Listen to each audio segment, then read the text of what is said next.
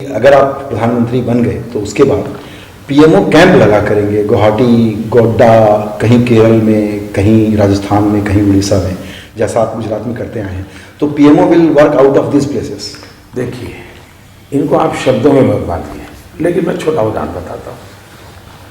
आज देश में क्या है, हमारे विदेश के डेलीगेट आते हैं, विदेशों के महानुभाव, प्रधानमंत्री के साथ साल में 5-6 एक हाई पावर डेलीगेशन की मीटिंग होती है। वो सारी की सारी दिल्ली में होती है। एक तरफ हम टूरिज्म का ब्रांडिंग करना चाहते हैं। बिल्कुल, मान लीजिए कल ऑस्ट्रेलिया के प्राइम मिनिस्टर आते हैं और मैं उनकी मीटिंग हैदराबाद में करता हूँ, तो हैदराबाद का ब्रांडिंग होगा कि नहीं होगा। मान लीजिए कल मुझे अमेरिका के प्राइम मिनिस्टर मिलने आते हैं, प्रेसिडेंट मिलने आते हैं, और मान लीजिए मैंने बनारस में मीटिंग ऑर्गेनाइज की। अच्छा, कार्यक्रम तो 6 महीने पहले तय होता है, बनारस की सफाई होगी कि नहीं होगी, बनारस के अंदर चेतना आएगी कि नहीं आएगी, बनारस के रोजी रोटी का काम बनेगा कि नहीं, और 2 घंटे की मीटिंग हो जाएगी, दुनिया भर में मेरा बनारस का ब्रांडिंग हो जाएगा।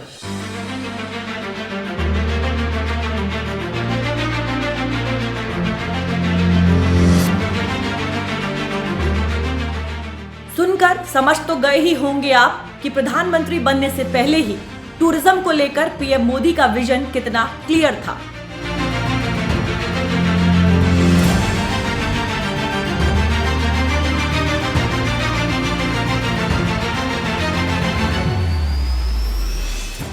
पीएम मोदी जानते थे कि हिंदुस्तान के पर्यटन में कितनी ताकत है, और पीएम की कुर्सी पर बैठने से पहले ही उन्होंने ये बता दिया था कि कुर्सी संभालने के बाद वो कैसे भारत के टूरिज्म की तस्वीर बदलने वाले हैं, और बदली भी।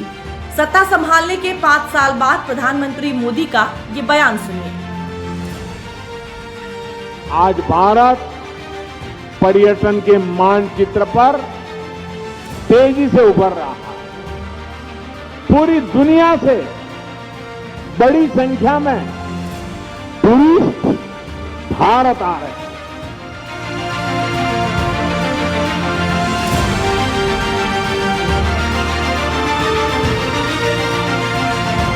पीएम मोदी के किसी भी कार्यक्रम में, फिर चाहे वो चुनावी रैली हो या G20 की बैठक, इन सब के साथ साथ टूरिज्म कैसे उनके साथ हमेशा मौजूद रहता है, उसकी सबसे ताजा मिसाल है लक्षद्वीप।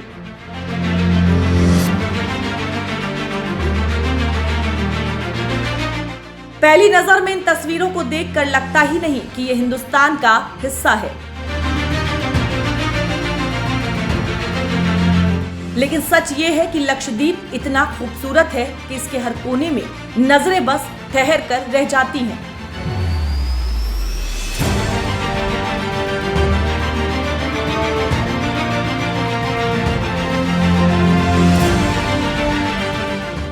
भारत में दक्षिण पश्चिम में अरब सागर में बसा एक द्वीप समूह है लक्षद्वीप।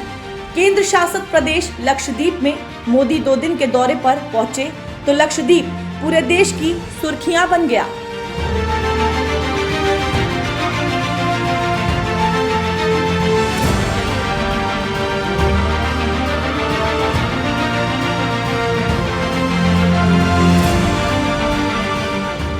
लक्षद्वीप की खूबसूरती को देखकर देश दंग रह गया। करोड़ों लोगों के जहन में लक्षद्वीप का नाम अगली छुट्टियों के विकल्प के तौर पर कौंधने लगा। लक्षद्वीप की सुंदरता को शब्दों में समेटना बहुत मुश्किल है।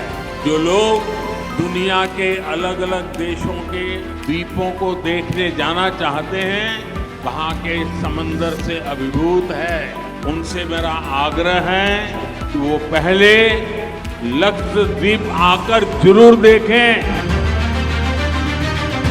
सोशल मीडिया पर इन तस्वीरों को शेयर करने के पीछे पीएम मोदी का यही तो मकसद था। वो देश और दुनिया को बताना चाहते थे कि लक्षद्वीप मालदीव से सुंदरता में कहीं से भी पीछे नहीं है।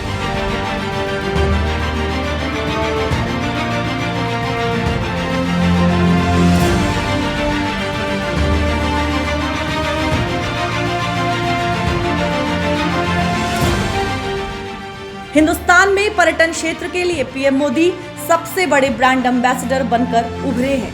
काशी विश्वनाथ धाम हो या फिर मध्य प्रदेश का कूनो नेशनल पार्क।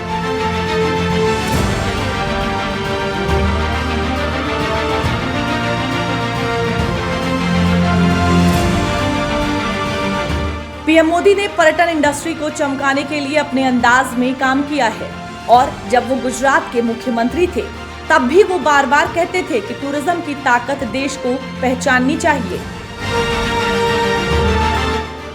मित्रों, इन सारी चीजों को मैं इसलिए कह रहा हूं क्योंकि मैं इस विषय के संबंध में मैं मानता हूं और मेरे मन में टूरिज्म यानी लाख आते थे, 1.5 लाख आ जाए, 2 लाख, ये नहीं है।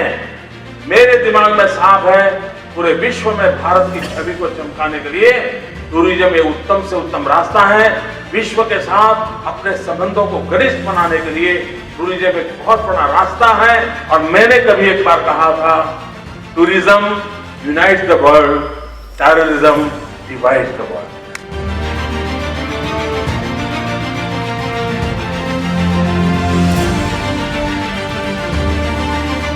और देश का प्रधानमंत्री पद संभालते ही मोदी ने अपनी सोच को साकार रूप देना शुरू कर दिया। लाल किले की प्राचीर से आजादी के दिन 4 साल पहले पीएम मोदी ने देशवासियों से क्या अपील की थी, सुनिए। जो दुनिया में टूरिस्ट के रूप में भले जाते हो, क्या मैं आपसे एक चीज मांग सकता हूं? लाल किले पर से देश के नौजवानों के रोजगार के लिए, विश्व में भारत की पहचान बनाने के लिए, भारत का सामर्थ्य उजागर करने के लिए, मेरे प्यारे देशवासियों, आज मैं आपसे एक छोटी सी मांग कर रहा हूं। क्या आप तय कर सकते हैं कि 2022 आजादी के 75 साल के पहले हम कम से कम अपने परिवार के साथ भारत के कम से कम 15 टूरिस्ट डेस्टिनेशन पे जाएंगे। वहां कठिनाइयां होगी तो भी जाएंगे, वहां अच्छी होटल नहीं होगी तो भी जाएंगे। कभी कभी कठिनाइयां भी जिंदगी जीने के लिए काम आती है। हम बच्चों को आदत डालें, यही हमारा देश है। और एक बार जाना शुरू करेंगे तो वहां व्यवस्थाएं विकसित करने वाले भी लोग आने लग जाएंगे।